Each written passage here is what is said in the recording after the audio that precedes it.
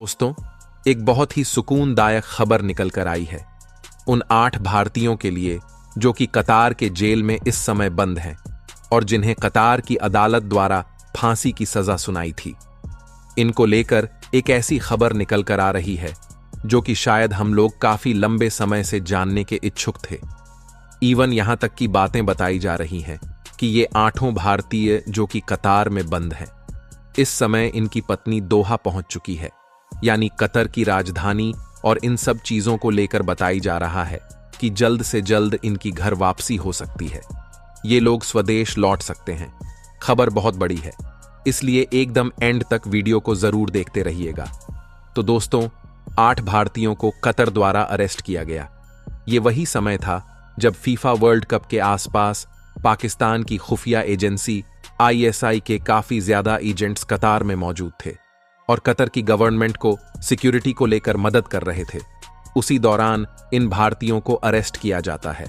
इसको लेकर किसी तरह का कोई भी ऑफिशियल कंफर्मेशन नहीं दिया गया था कि इन्हें अरेस्ट करने के पीछे कारण क्या था, यानी इनका क्राइम किया था। लेकिन अलग अलग मीडिया हाउसेस के जरिए हमें इस तरह की खबरें मिलती हैं कि इन 8 भारतीयों के ऊपर आरोप लगाया गया है कि ये लोग जासूसी कर रहे थे और जासूसी का काम ये लोग इजराइल के कहने पर कर रहे थे।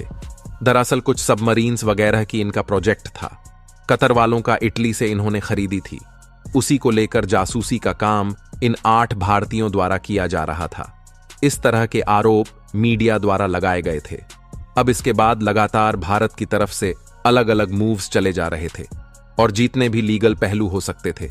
इस केस को लेकर भारत इन 8 भारतीयों को छुड़वाने के लिए सबका इस्तेमाल कर रहा था, लेकिन सडनली फिर फांसी की सजा सुना दी जाती है, जो कि भारतीयों को बहुत बड़ा शॉक दे देती है कि अचानक ऐसा क्या हो गया कि कतर की अदालत द्वारा सीधे इन्हें फांसी की सजा सुना दी जाती है, और वो भी तब जब अभी तक इनके क्राइम को लेकर ही कोई ऑफिशियल जानकारी नहीं दी है। इसके बाद कुछ नई चीजें निकलकर सामने आती हैं, जिसमें भारत के द्वारा टर्की से मदद मांगी गई, अमेरिका से मदद मांगी गई, और एक वीडियो में मैंने आपको बताया था कि टर्की अमेरिका की मदद के बावजूद अगर किसी तरह का कोई रिलीफ नहीं मिलता तो फाइनली मोर्चा संभालेंगे प्राइम मिनिस्टर मोदी खुद और कोक 22, जो कि UAE में 2 दिसंबर को होगा। उसमें कतर के आमिर के साथ मिलकर वो इस मामले को लेकर डिटेल में डिस्कशन करेंगे, और एक्चुअली ऐसा हुआ भी। इसके बाद एक पॉजिटिव डेवलपमेंट पहली बार हमें देखने के लिए मिला, और वो डेवलपमेंट कुछ इस तरह का था कि हमारे 8 भारतीयों की एक याचिका को स्वीकार कर लिया गया, जिसमें जो सजा दी गई है इन्हें उसके ऊपर पुनर्विचार किया जाए, यानी एक मौका इन्हें मिल गया। अब यहां तक की खबर तो ऑफिशियल थी, लेकिन इसके बाद कुछ अनऑफिशियल खबरें भी निकल कर आई जो कि बहुत रिलायबल सोर्सेज से आई है, लेकिन फिर भी वो अनऑफिशियल ही मानी जाएगी। तो वो खबर कुछ ऐसी थी कि भारत और कतर के बीच में जो कुछ भी डिस्प्यूट्स थे उन सभी को शॉर्ट आउट कर लिया गया है।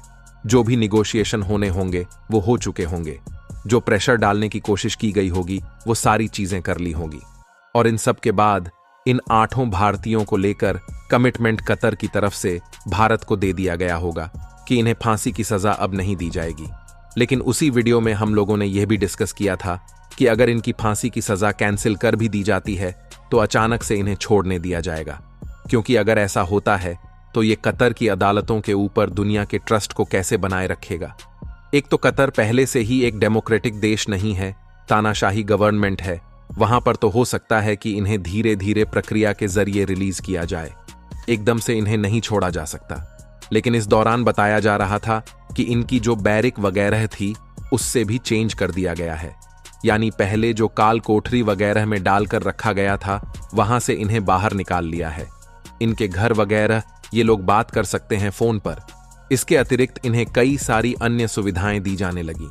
लेकिन इसके बाद दोस्तों, अभी खबर निकलकर ये आ रही है कि इन 8 भारतीयों को डायरेक्टली रिलीज किया जा सकता है। जी हां, दरअसल 18 दिसंबर को कतर का राष्ट्रीय दिवस होता है, और कतर की इसी राष्ट्रीय दिवस के मौके पर कतर के अमीर द्वारा कुछ बंधकों को माफी प्रदान की गई है, जिसके लिए एक लिस्ट जारी की है। अभी इस लिस्ट के बारे में कोई नहीं जानता कि इसमें कितने टोटल नंबर्स है, और वो जो लिस्ट है तो क्या उनके अंदर 8 भारतीयों के भी नाम शामिल है या फिर नहीं। इसके ऊपर अभी किसी तरह का कोई खुलासा नहीं हुआ है। लेकिन जो खबर निकल कर आई है वो कुछ ऐसी है कि इन 8 भारतीयों के परिवार वाले कतर पहुंच चुके हैं, जिनमें इनकी पत्नियां शामिल हैं।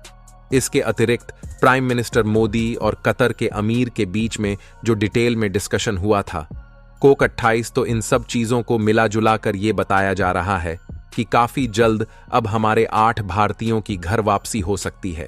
ये लिस्ट जारी की गई है जिन्हें माफी दी गई है। इनको व्यक्तिगत रूप से जानने के लिए ही इन 8 भारतीयों के परिवार वाले कतर पहुंचे हैं।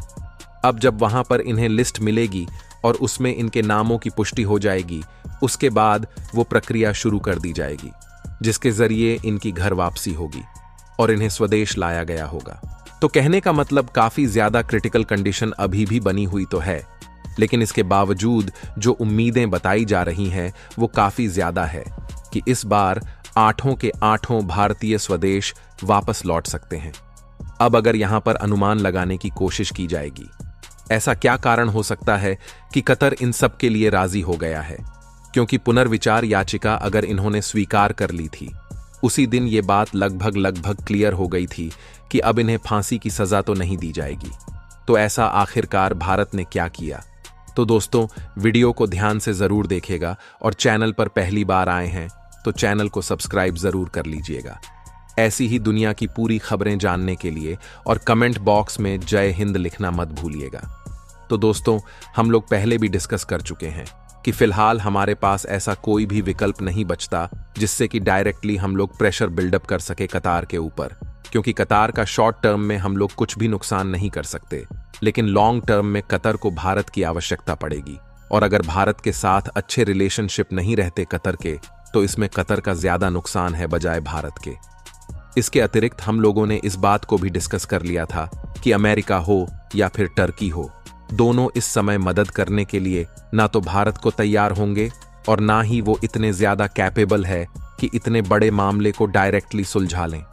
तो डेफिनेटली यहां पर किसी तरह का कोई नेगोशिएशन हुआ हो जो कि इजराइल हमास वॉर संबंधित हो सकता है, जैसा कि इजराइल भारत से एक्सपेक्ट कर रहा था कि आप हमारे उसको एक आतंकी संगठन डिक्लेयर कीजिए, और भारत द्वारा अभी तक ऐसा नहीं किया गया है। तो मे बी कि यहां पर किसी तरह का कोई भारत और कतर के बीच में समझौता हुआ हो, या फिर इसके अलावा एक और बड़ा मुद्दा हो सकता है, और वो बड़ा मुद्दा सीधे जुड़ा हुआ है सऊदी अरब और यूएई द्वारा। कुछ सालों पहले की बात है जब सऊदी अरब या यूएई और इनके ग्रुप के कुछ देशों द्वारा कतर पर सैंक्शन लगा दिए गए थे और कतर को पूरी तरह से आइसोलेट कर दिया था। उस दौरान कतर की मदद के लिए केवल एकमात्र ईरान ही विकल्प था। अब इस समय की अगर बात की जाए तो यूएई हो या फिर सऊदी अरेबिया हो, दोनों ही देश भारत के काफी ज्यादा नजदीक आ चुके हैं और भारत के साथ लॉन्ग टर्म पार्टनरशिप को लगातार बिल्ड करने की कोशिश कर रहे हैं। इन्वेस्टमेंट से लेकर इंफ्रास्ट्रक्चर और लगभग सभी तरह की वो चीजें हो रही हैं जो कि अच्छे लाइंस के बीच में होती है। तो मे बी इसका भी एक इम्पैक्ट कतर के ऊपर पड़ा हो कि इन फ्यूचर अगर ऐसी कोई प्रॉब्लम आती है और सऊदी अरब या यूएई दोबारा से आइसोलेट करने की कतार को कोशिश करते हैं, तो उस समय भारत के जरिए इन देशों को कम से कम इस काम के लिए रोका जा सके। तो एक द्वार खोलने की कोशिश कतर अपने खुद के लिए भी करेगा। बाकी की सारी चीजें तो अगर पब्लिक में आएगी तो मैं आपको जरूर बता दूंगा।